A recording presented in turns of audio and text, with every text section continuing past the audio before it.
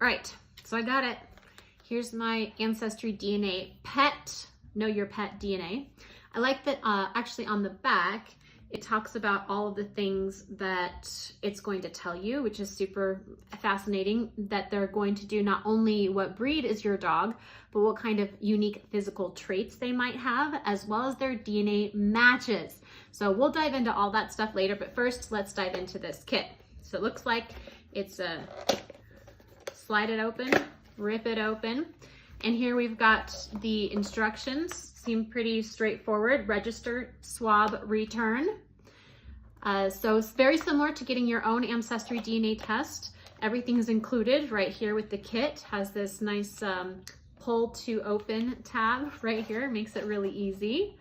So it looks like we've got our full DNA test kit. It looks like it's gonna be a swab, thankfully, right? We don't have to try to get them to spit like we do with an Ancestry DNA test for us.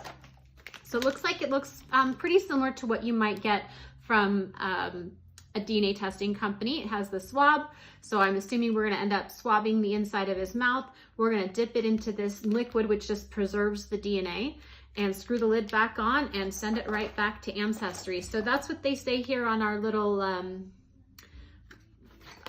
kit, our kit instructions. So just like they would for you, they want your dog to wait 30 minutes after eating or drinking to get the best kind of sample.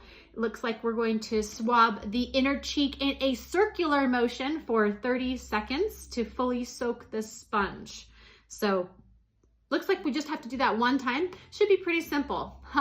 So I might need a helper for this. So I'm gonna go see if I can find my helper, and I'll get back to you on how that goes. But this is the kit. Looks pretty simple, looks pretty standard to those of you who've taken a DNA test yourself.